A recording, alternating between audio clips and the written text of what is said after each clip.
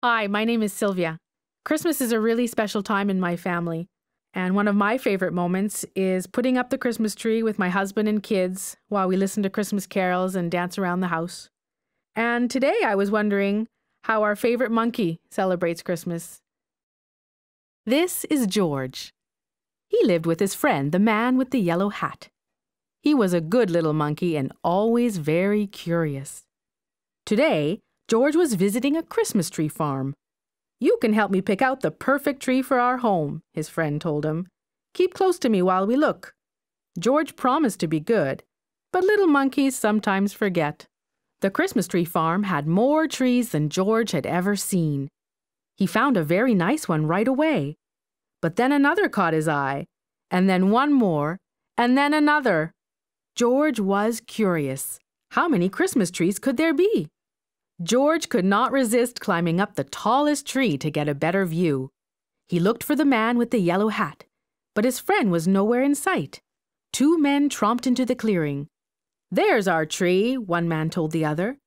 The men cut down the tree and loaded it onto a truck, along with George. George held on tightly. He saw the man with the yellow hat as the truck drove away, but the truck was going too fast. George could not jump off. He was scared, but still a little curious. Soon the truck stopped in front of a hospital.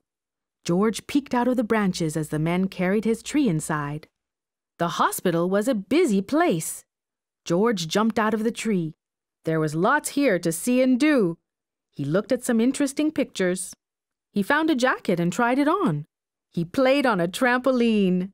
He even went for a ride on a speedy little cart. What fun!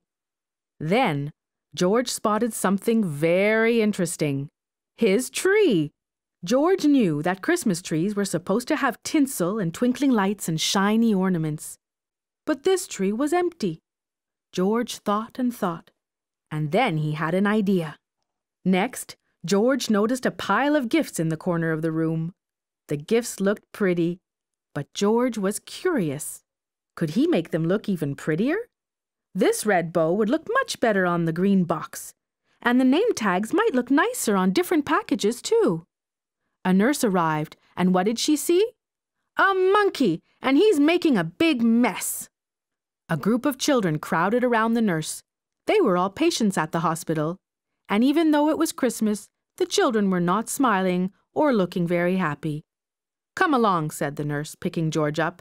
"I'd better get you out of here before you can ruin anything else." A girl with a cast stared at George's tree. Suddenly she giggled. "Look," she said, "it's my X-ray." A boy laughed. "And there's the balloon from my room." All the children started chattering and laughing as they looked at George's funny decorations. "Can't he stay for the party?" a boy asked the nurse. "We don't mind about the gifts. It will be fun to sort them out." "Please let him stay, please," the other children chimed in. When she saw how happy the children looked, the nurse looked happier too. "I suppose he can stay," she said, "if he promises to help fix the tree." George was happy to help. The children helped too. Some of them returned George's decorations, while others handed George the real ornaments. He scampered up and down, stringing lights and hanging tinsel. Being a monkey, he was good at that sort of thing. And he was also good at making the children laugh. When the tree was finished, George helped open the gifts. He was having such a good time that he completely forgot he was lost. Until the man with the yellow hat hurried into the room. "There you are, George," he cried. "I followed that truck all the way here." George was very happy to be reunited with his friend. The nurse invited them both to stay for milk and cookies. Ho, ho, ho! Did someone mention milk and cookies? A man in a red suit walked into the room, his belly jiggling. He was holding a beautiful golden star. George's eyes widened. It was Santa Claus. "Who would like to put the star on top of the tree?" Santa asked. "George!" the children cried at once. "Let George do it!" George scurried up the tree one last time. He put the golden star in place carefully. "Merry Christmas, Curious George!"